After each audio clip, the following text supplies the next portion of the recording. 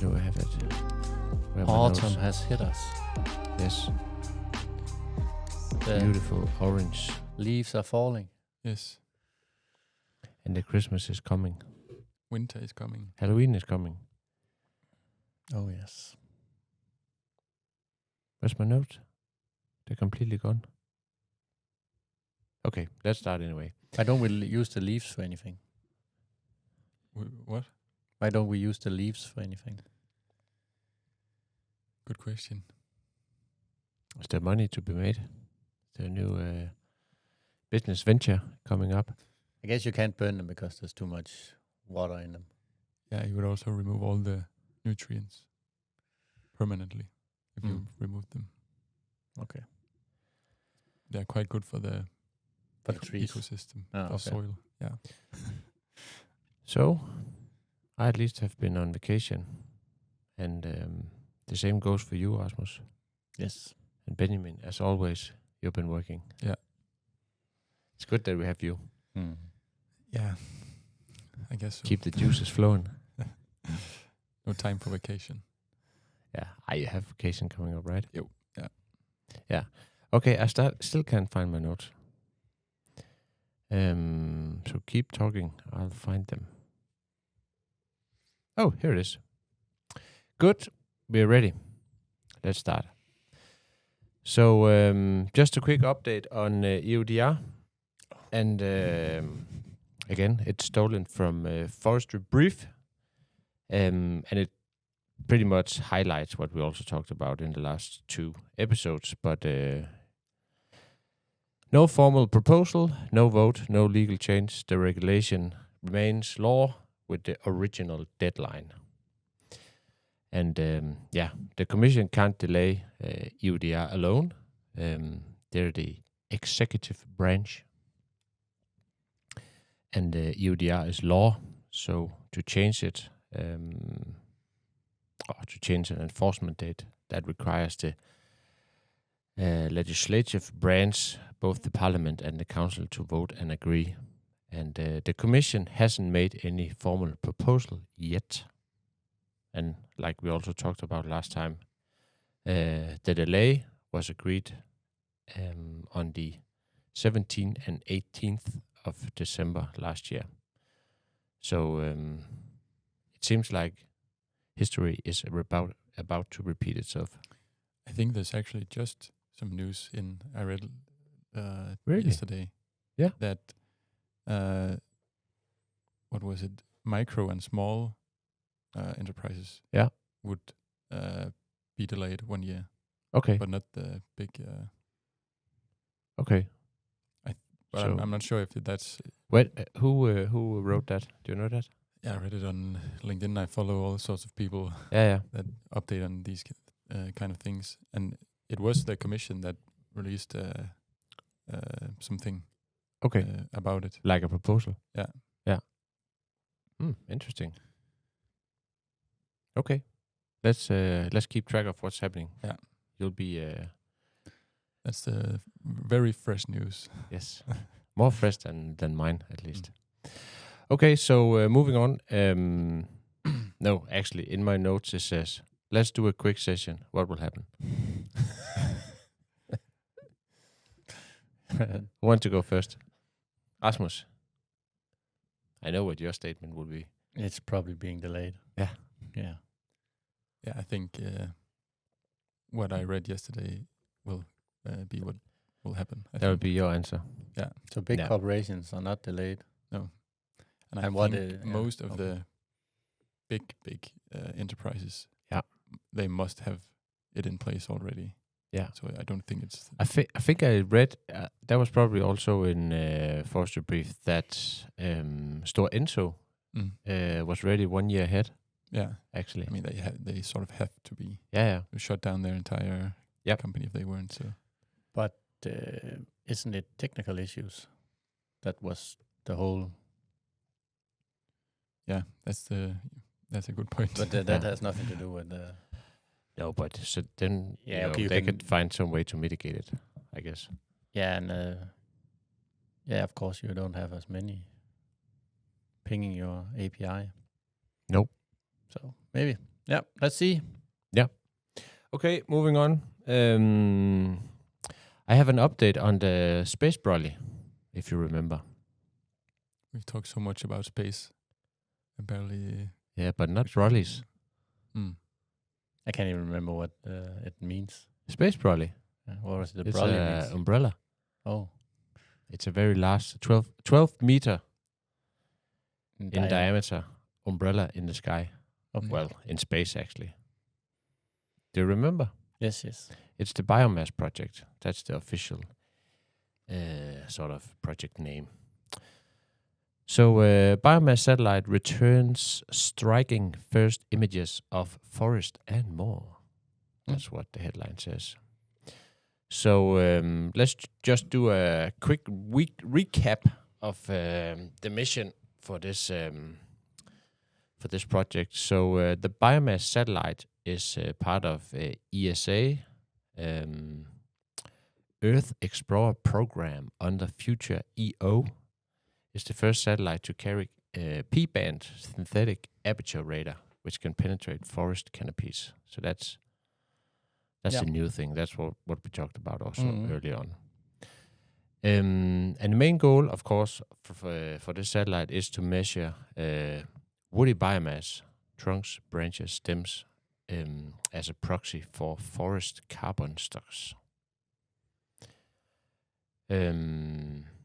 So it will help quantify how much carbon it's stored in the forest, and it will offer vital insights into forest structure, deforestation, and the global carbon cycle. And it goes beyond just imaging, like, for instance, Sentinel-2. It enables 3D structures, forest structures, and pretty accurate carbon stock estimates. Pretty accurate. Pretty accurate. That's my own statement. Okay. Yeah. So let me show you. We have the first images here. First of all, Nice. I want to sort of tell you where it actually has flown. So if we go on Google Maps, I'll show you in a sec. Just a second. Let's see how good you are in terms of geography. Depends on how far you've zoomed out. Very far out. Okay. So we have Bolivia. Where's that? South America. Yep. Then we have northern Brazil. Same. Yep. Then we have Indonesia. Okay, now we're in the east. Yes. And Gabon. Gabon. Gabon. It sounds African. African, yeah. Yeah, exactly. Then we have Chad. That's also African. Yeah. And Antarctica. That's not African. No, it's more south. But Antarctica. Yeah. And they are looking for trees. I don't think so. I But don't at hope least so. you get a sort of view on. Isn't where it has been. Antarctica that's only ice? There's not any land. I think you're right. At least the images also show a lot of ice. Okay. Yeah. So that's where it has flown.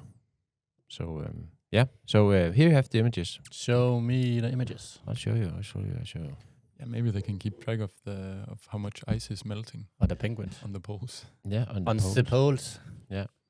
That's a funny Danish story behind that statement. Yeah. From Willy Sleep Valley. You go find it on the internet. Yeah. And he's called Willy Søvndal. Yeah. So here you have the images. So Bolivia forest. And these images like these radar images? It's a bit hard to see if it's an RGB image or Yeah, let me just maybe it's overlaid or something. The images was created using the radar instrument's different polarization channels, with each color revealing distinct characteristics of the landscape. For instance, green hues mainly represent rainforest, red hues forested flood plains and wetlands, and blue-purple indicate of grasslands. Okay. while black areas are rivers and lakes. Okay. So this is from Bolivia, and you pretty much see exactly what I just mentioned. So Bolivia, and this is, I think, Sentinel-2. So Sentinel-2 from the same area. So it's a RGB normal image, right? Mm. And there you have the new one. Yeah, so just from a visual point of view, the Sentinel one is better. But that's not the same as the information in the picture is the same. Yeah, so you can say that. You can say that. And where do we have here? We have some rainforests in Brazil. Yeah, now you can almost see some 3D there. Indonesia. Yeah. And Gabon. And here you actually have the desert. In Chad? Yeah. And I don't know, when you think about desert, how does it look? Does it look not like so this? many colors. Yeah, but also if you look at, it's almost like a moon landscape, right? Yeah, it is. Huge craters.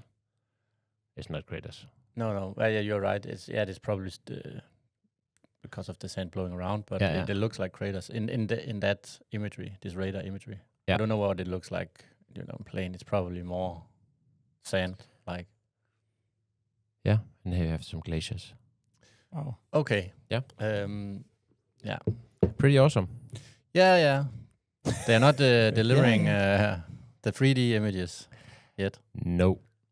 So it's still, the satellite is still in commissioning phase, and the data yet does not say anything about carbon quantities. Okay. But the statement from ESA is that they are pretty happy with what they've seen, and the results from the satellite is on track to meet the scientific goals of the project. Cool. So there you have it. It's actually sending back progress. Images now. And then so these stories, if you like satellites and ESA projects and all that kind of stuff, if you go to let me just have a look. Yeah, there is like a landing page for ESA with the different projects that they have, and of course this is the Biomass project, so every news story related to this Biomass project will be posted in there. So it's actually quite nice. And another story that was in there is this next one. So SMOS adds long-term view on carbon stored in forest. And SMOS. Let me hear your best guess. What does SMOS mean? And what was it, a project? Yeah, SMOS. Maybe you actually talked about it early on. At least that's what my notes here says that I have to ask you about. Okay. SMOS. So it stands for soil, moisture, and ocean salinity. Okay. Yeah, we've talked about this, about measuring soil moisture from space. Exactly. And I wonder if this is this project actually. It could be. I can't remember. No. I'll go through it, and then maybe something in your head with the SMOS clicks, and you remember. So SMOS. How would you say SMOS? SMOS. SMOS. SMOS. Yeah, SMOS. SMOS. I feel like you put in a V when you say SMOS. As a Danish version. SMOS. Yeah. For me, it's SMOS. So SMOS was originally built to monitor soil moisture and ocean salinity, as the name goes. But it has now become an unexceptionally powerful tool in the climate and forest carbon space, because a new 15-year study from 11 to 25 shows that SMOS data can track above-ground forest biomass by measuring something called vegetation optical depth, VOD, which is a strong proxy for carbon stored in forest. So VOD measures how much microwave radiation is absorbed by vegetation, helping estimate both biomass and water content in the forest. The study confirmed VOD's reliability, especially when combined with ground data, and highlighted its value for spotting large-scale events like droughts and vegetation shifts. Yeah. You're blown awake, I can see. I mean, it makes sense, I guess. I'm not sure you need it to spot a drought. I think you can feel it. Yeah, if there is a but drought. think of very, very remote areas. True. Not Denmark. Areas. Yeah. Not Denmark. Not Denmark. Yeah. So do you think, I assume that's... It could be the same project, but what we talked about back then was, yes, it can do something, but it needs to be calibrated accordingly. Exactly. And it needs to be calibrated for all the places that you kind of measure it. Yeah. But it makes perfect sense that you measure something that is an indicator of something else. Mm-hmm. And then you typically have a model from that indication to something else. Yeah. And those models then need to be calibrated. So it makes sense that you can use something like that. You could also use, I guess, for drought, you could use the RGB as well. You can see how green is it. Yeah. And if it turns into a different colors, that might mean something, because that's an indication of something changing. Yeah. And maybe you can model that to something else. Of course, you have to know a lot of other inputs in terms of, time of year, weather patterns, all kinds of stuff.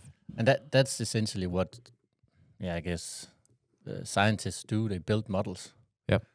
Where you have some inputs, which in this it could be the season, it could be the picture, it could be different things, weather information, and then you have something going on in the model, and then you have an output of that model. Yeah. In this case, it's carbon. And the good thing now is because now you have historical data, 15 years, right? And now you get the Biomass project, which will offer high resolution data, on areas. And you can begin to see how similar are the results from this and use historical data to calibrate. Yeah. So, So, it's quite nice. But I still have this feeling that we hear a lot about all these things. Yeah. And we don't see them dribbling down so much yet to the people on the ground that actually needs that information. But maybe you could actually comment on this yourself, because you have also been part of large EU projects when your time in Aalborg University. Yeah, so right before my PhD and during my PhD, the big thing there's always these big things in engineering research. Yeah. What have been in the past, space has been one. But when it was this concept called smart grid, where you needed to be smart of utilizing the electricity in the grid. And so you have a lot of projects within this area. Yeah. But from all these projects, it's a very little bit of the actual results that dribbles down. And that's also part of what science is, or research is, to find out what doesn't work. So a lot of things do not work, and a lot of things are very technical. You need to build a satellite. First of all, you need to figure out what should I put on that satellite. Yeah.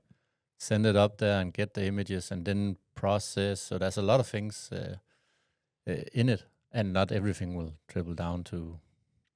But in these years we have been working in this area, we hear a lot about these measurements of carbon or imagery or radars and all these things. I kind of miss this place of where we can go and see, okay, here you can actually fetch this and use it, or fetch this and use it. So, yeah. But I guess when you're at that level, I would assume that's where, commercial companies will have to come in and take over. And offer that sort of knowledge or insight or whatever it is, based on, large-scale data sets or... Yeah, that's a good point. we also know a company from Aalborg, which this is called Clear Sky, where it's Yeah. about taking all these sentinel images and removing the clouds, right? So you always have a clear vision on these fairly Regular. real-time data updates. Yeah. So they use some AI technology to kind of merge pictures together without the clouds, and thereby you every time you can have a more clear picture of what's down there. Yeah. So that's a company that's taking these large data sets and using them for some commercial use. Yeah. And that's also the case in many other things, and also the case in smart grids. I don't know if you all remember, we all began to get smart meters. Yep. That's in every home now. There's no one, you don't have to, go and tell how much you have used anymore. Yeah. Everyone knows. But not everyone. Yeah. But right when they first was, the first time they put out all these smart meters, so they're the first movers on that. Yeah. That was really a big investment, and it was not necessarily the correct investment because they were not that smart, those smart meters. Mm-hmm. So there came a new generation and so on. Yeah. But that's now a thing, and that came from all that smart grid research, you could say. Yeah. We needed to measure better, get a more real-time information to make better decisions. And a lot of the whole smart grid idea came from the necessity for smarter grids was that we were injecting much more renewable energy into our system, which is volatile. We don't know when the wind will be blowing or the sun is shining. So we needed measures of taking care of that. Yeah. And also now I see actually companies moving in with you install a battery at your house, which we have as a solar cell and so on. Yeah. So you pay the installation fee for that, but then you are reimbursed a fixed amount of money each month, and they can use that battery to balance the grid. Yeah. It was always about balancing. Yeah. And that's come into play now, and that was something we were researching 10, 15 years ago. Yeah, they also talk about adding cars into that mix. Yeah, and that's also been research that has been done for 15 years. Why not use when you have all these electrical cars? Now everybody has huge batteries in the car park. Exactly. And you also have more smart home automation and all these things. So it is bubbling up there, and probably also all this information coming from space. And you can see SpaceX now, internet through that has not that's not a new idea to do, but they're doing it. That's the difference. So you need commercial powers moving in and taking over. Yeah. If we talk about, large organizations that could utilize data like this really early on, that would also be governments in terms of keeping track of forest claims in terms of biomass and carbon. Yeah, depending on how valid the data is, the validity of the data. I don't know how you prove that. Yes, you need to go out and measure, have plots around, and sort of measure. Yeah, maybe you could talk into how we do that in Denmark. Measure plots. Yeah. I mean, I think it's the same everywhere. You pick a random circle or many circles. Yeah. I think we have like 2,000 in Denmark, right? Yeah, for the national forest inventory. Yeah. And you basically measure all the trees in that circle. Yeah. The diameter and the height, and count how many trees there are, and you have sort of an estimate of the volume for a hectare based on that circle. Do they do all the plots every year or just a set of them? Yeah, it's changed a bit in Denmark now. Yeah. Because not the same, the university is not doing it anymore. Mm-hmm. So they measure a lot less, I think. Yeah. I'm not sure how many they measured. Do you remember? I think wasn't it like a rolling thing again, where you don't measure everything each year, but you kind of measure some of it each year. Yeah, and then you like have this rolling, which goes well with the rolling of the flights. But validating something, I would argue, you are also that if you use that as a validation, is that even a good validation? Because in Denmark we educate foresters, of the best. That's world-class foresters, right, Benjamin? Yes. However, I would It's argue 110% with the accurate. technology available today, for example, with a drone flying the same area and some models, I could probably be just maybe even better. Maybe. And then you have in other countries. In how Denmark. do we actually validate? Because and you can say, in agriculture, they use satellite pictures all the way to say, hey, you planted something wrong there. Yeah. So it is used. Heavily used. Yes, and that's a matter of how many money is in play here. Yeah. It's also way easier. I don't know about that, because you will probably also. What about the what's called cloud stare and so on? You have all these but issues. you only have one field with one type of what's it called? Crops, yeah, and it's pretty it's pretty simple. Yeah, maybe it is. I don't know, but it's just to say that we actually do use satellite imagery for, not but legislative. Yeah, work. Yeah. So it is already in use. We're just still not a struggling success. with the English. But still in Denmark, people are so careful with how they estimate volume in the forest. Yep. So that's why I'm so focused on the validity, because if we're supposed to do globally, small, it doesn't take a lot to tip it in a. But that's also it's a good question, because how precise do you need to be, and the bigger something becomes, maybe you can accept a larger discrepancy, because in the end it's a noise around something, the mean. So it's, if you have a low mean of something, then a big discrepancies can mean a lot. But if you have a high mean, it's called the law of large numbers. Yeah. The discrepancies can grow a little, because you can have so much that the mean is irrelevant almost. Yeah. But you can accept more, and then maybe it's okay that it's not that precise, but it's fairly precise. Yeah. But what you're also talking about, it's a bit the same. We are talking money now.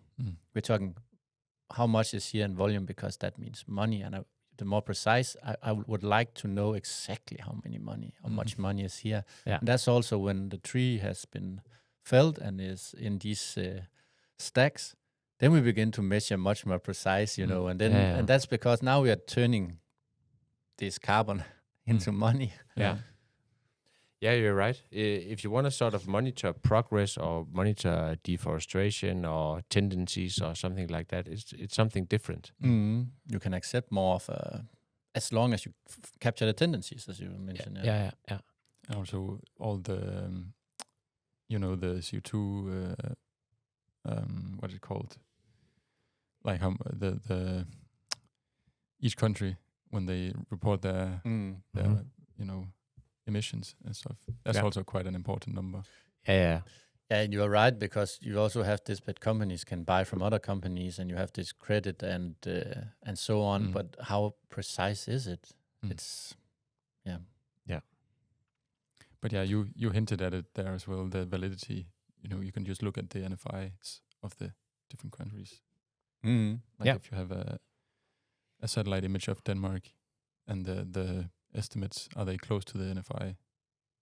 That would probably be the easiest way to sort of see how far apart these numbers are. Yeah, exactly. Yeah.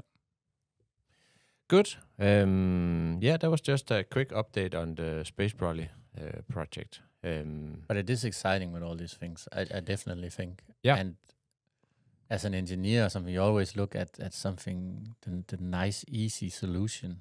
And no doubt that satellites, which are up there, they not need to be propelled with anything. And you don't need to send out a drone. You don't need a plane. They're just there, and they take all this imagery. Yeah. If we can use that instead of having to do the other things, it's a kind of a game changer. I also think it's quite nice. So you have this SMOS project, which originally set out to be used for soil moisture and ocean salinity. And then 15 years later, you sort of develop a new data set on top of it. Yeah. You look at the data and you begin to see, okay, this this? Can this be through a model? Say something about this and so on. And that's of course that's interesting. Yeah. That's also we have talked about. We have some pillars in forestry. You of course have some production of wood material. You have some carbon sink, but you also have something about biodiversity. Mm-hmm. Biodiversity is notoriously hard to measure. Yep. But can we, by the two others, do they say, or the structure or something else with the vegetation, can that give us an indicator of biodiversity? That's really interesting, right? Because then we don't need to measure biodiversity. But actually, try just to listen to this. So, although SMOS was designed to derive global maps of soil moisture and ocean salinity, it has gone way beyond its original scientific brief and has have provided data for other uses, such as measure thin ice floating in the polar seas accurately enough for forecasting and ship routing. Yeah. Its ability to measure vegetation optical depth, which can be used to understand more about biomass, has only been explored in recent years. So I think it's pretty awesome when they have these old projects that sort of provide new data sets. And I wonder, this biomass project being, let's say, such a nice satellite with such advanced equipment. Let's see we don't know 5, yet. 6, 7 years down the road. So and the obvious thing is, of course, that people need to be aware of correlation versus causality. Just because things correlate does not mean that the one leads to the other. So let's see. Yep. If they have done that. Yep. Good. Enough on the space broadly. So if anyone sort of has interest in what we just talked about, then go have a look at ESA's page. There's a lot of these stories, which are pretty nice, global and of global interest. Good. Benjamin, you want to talk about some new wood? Another update. Yep. Yeah, we talked about it in episode 30 as well. Yeah. The superwood. Superwood. Invented by Invent Wood, the company is called. Yeah. An American company. Invent Wood. And this superwood is supposedly stronger than steel and weighs less. Yeah. Perfect. And I remember when we talked about it in episode 30, sometimes you hear something and you think, okay, and then you need to know a little bit more about it. Yeah. So this actually came up in Danish news outlets. Yeah. This company the other day. Yeah. And I thought, okay, maybe there is something about it, or the Danish news outlets have. It's gone all the way from US to Denmark. Either that, or the Danish news outlets have nothing to write about. But that's also a possibility. Yeah. I kind of. It was sort of the same stuff in the Danish article as what we covered, but I looked a bit more into the superwood and how it's made, and it's actually quite simple. I actually think something is called superwood. Maybe we should call it invent wood. But they all calling it superwood. I watched some YouTube videos of it. Ah, so okay.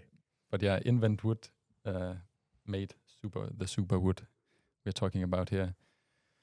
And basically, wood consists of a few things, mainly cellulose, hemicellulose, and lignin. Yeah. And cellulose is the long, strong fibers that makes the wood strong and gives it its rigidity. Yeah. And lignin and hemicellulose act as sort of the glue, keeping it all together. And what they do is it's actually quite simple. I'm surprised. It's but they take a piece of wood and they boil it in sodium hydroxide and sodium sulfide. And what that does is it breaks down the lignin and the hemicellulose. Okay. Partly there's a bit of it left, or it will all just collapse because it's the glue that holds it together. Yeah. And it keeps most Will of it the then just be dissolved? Yeah, if it's all gone, it's quite important that there's some left. It said in the there's a whole scientific paper on this. Okay. 140 patents. Yeah, he really believes in this. Yeah. But the scientist is also the CEO of the company. Okay, so that's Liang Bing-hu. Yeah. Yeah. Oh, well, there was a lot of scientists involved in the scientific paper, but he was a part of it.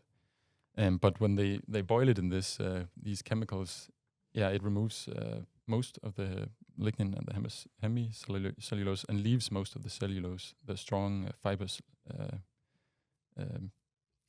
And then they compress it. Do you know how they compress it? It's just with a hydraulic press. Okay, just like... Yeah. Okay. And the press is quite is heated as well. So the heat is supposed to when it's pressured and heated. This I don't know much about this, but then it creates these hydrogen bonds in the wood, so it makes it a lot stronger.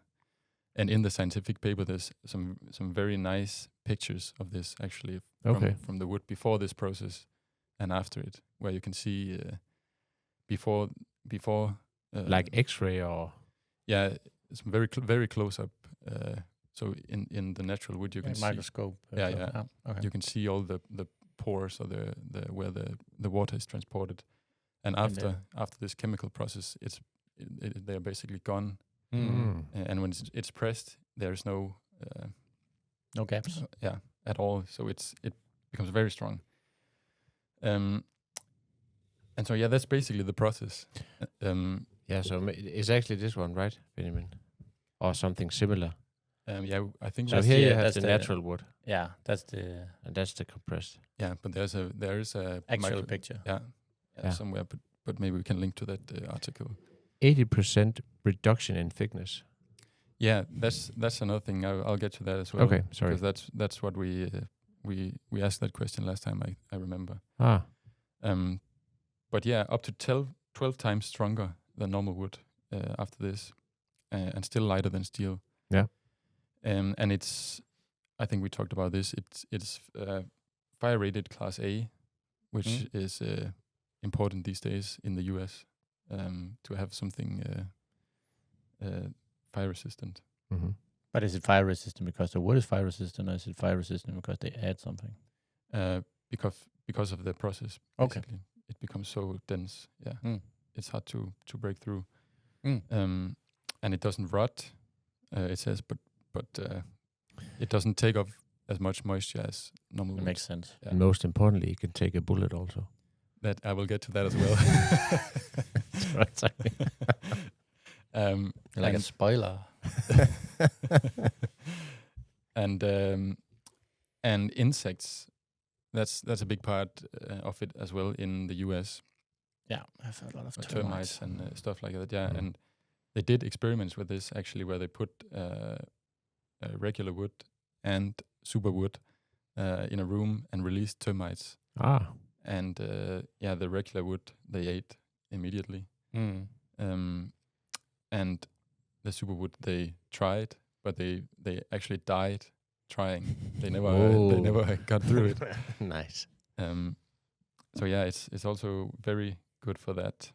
And they also talked a little bit about the price. I saw an interview where they talked about the price, and there's no price for it yet. Yeah, and it's also important to say it sounds expensive. Yeah. And it's also important to say that they haven't made any sort of construction wood yet. Yeah. It's mostly what you call it, facades or for outside. So, but they want to make the construction, because that's where the price can you can pay a little more. But I think I also read that he doesn't sort of the main competitor for this type of new wood is not wood. No, that's steel. It's steel. Yeah, but so that it's meant to replace steel pretty much. Yeah, and that's where the pricing is, becomes worth it, because it is lighter than steel, and it's obviously better for the climate to produce. Yeah, but still expensive to produce. Yeah. Because of So these you lose processing. 80% of the material. Yeah, that's the thing. And these experiments are done on sort of regular wood, a wood plank or something. But they also talk a lot about wood chips, being able to compress that and using that. Yeah. And if we are not allowed to use, biomass for fuel and energy anymore, that would be a very good use for it. But very good. But we'll see about that. Yeah. And the bulletproof thing, that's the real indicator of how strong it is, I guess. And they actually, in the scientific article, there is a sentence. I'm not sure. I don't think they tested it, but the sentence says something like it could work as light as like an armor plate. Yeah. Wow. And there was some pictures, but they didn't test it. But then I found a YouTuber, a quite popular YouTuber actually, and I've watched him before as well. He makes all sort of experiments. What's his name? Nile Red. Nile Red. Okay. Yeah, he has Do you know him? His own laboratory, and I've seen him make his own grill. He puts on his teeth, and he makes all sort of Okay.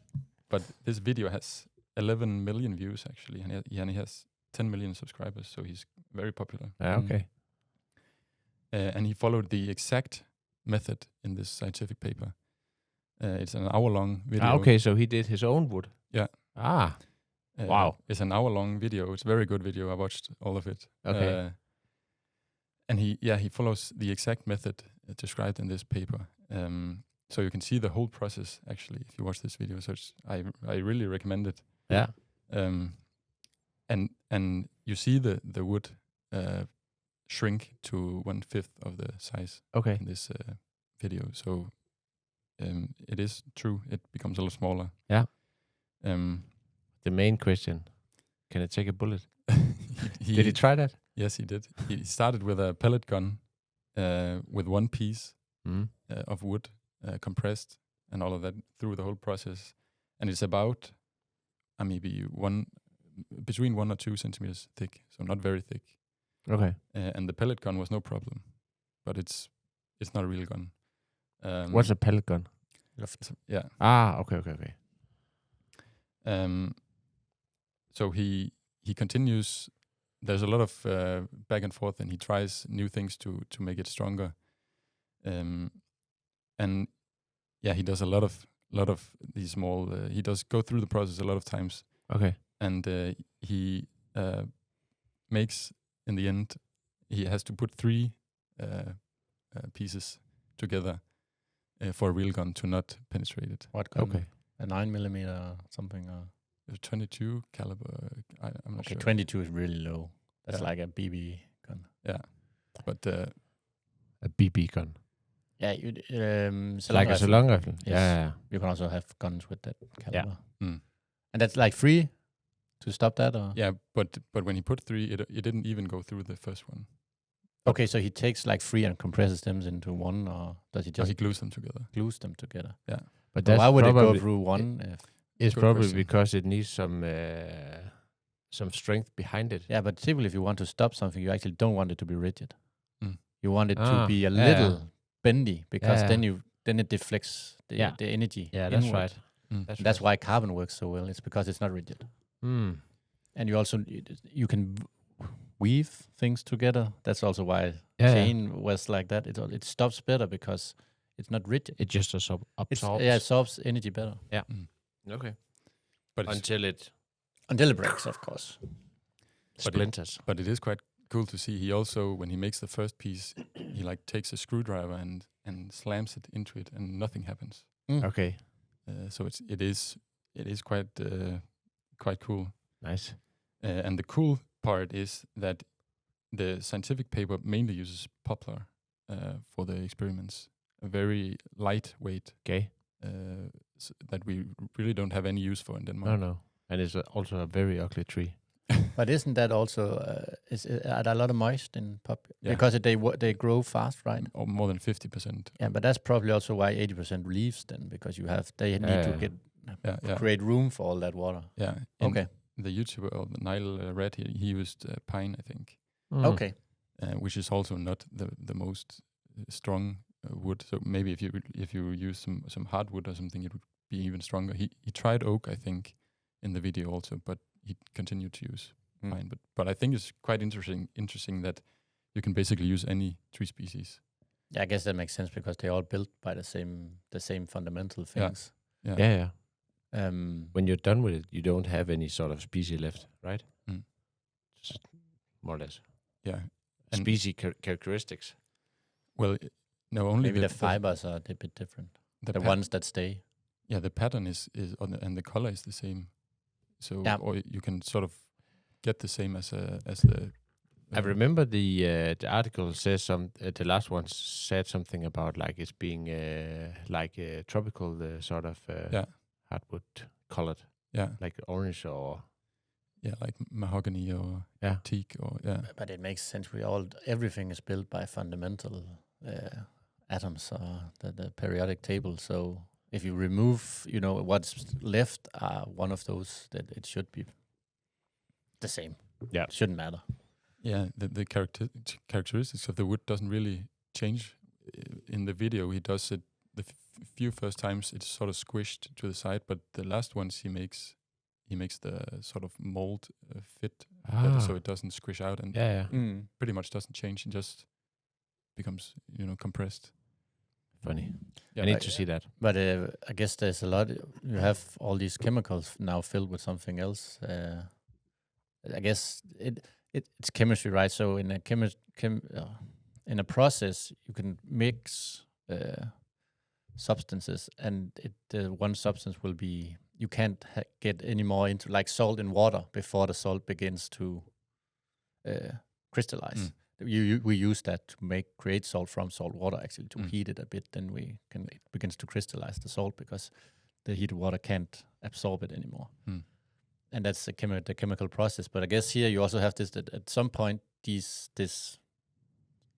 soup of chemistry can't absorb anymore, and you need to get rid of that. And that sounds, I have no idea. Maybe those things are fine and doesn't really matter. You can put them out into the sea. I don't know. But it sounds like there's something there that is a byproduct of this. Yeah. But using chemistry for different stuff, have you ever wondered if, all the shrimps you eat that have been peeled, do you think there's someone sitting and peeling those? I do. Okay. Peel them. Is that a chemical process as well? Yes. Wow. I did not know that. So, the what's it called? Jacket. Scale. Is that like the armor? I don't know. I don't know why I don't know that now, but yeah, that has like our nails or something like that chemical structure, and you can create a chemical substance that absorbs that, and then you have left with the meat that it doesn't absorb. Yeah, okay. Did not know that. Nope. No. Good. You thought that there was small shrimp peelers no, on the boats? I do the peeling myself. So you had never bought like a... Never. Of course I have. Yeah. It's actually been a while since I last had shrimp, to be honest. Yeah, I don't eat it that much anymore either. I don't know why. It just isn't the same. I actually, not too long ago, had a rye cocktail. Shrimp cocktail. Shrimp cocktail. That's like an old school 80s dish. Yeah. It's resurfing again in a lot of restaurants. It was actually quite nice. Yeah, it's very good. It is actually right now. Well. Yeah. It was a classic for a reason. Yeah. But it got like this, it's an old 80s thing. Yeah. But if you use quality, ingredients, of course it'll be good. Yeah. Okay, any more on the wood? No. The super wood. We'll keep an eye on the super wood. How invent wood. But you should try to create something yourself. Some super wood? Yeah. We need a hydraulic press. I think the Nile Red bought one for, what was it? $3,000, I think. Okay. Can we I borrow think one? It must be able to produce like 725 PSI, I think. I have a jack at home. Maybe we could do something Yeah. with this. Yeah. But you need to heat it as well. So is it like a certain degree or? It probably says in the scientific paper, but Okay. the actual press needs to be heated, or the sort of, So Yeah. we will have to buy one of those. That's for the Christmas holidays. Yeah. Good. Well, yeah, let's wrap it up. See you in the next one. Take care. See you. Bye. What a wrap up.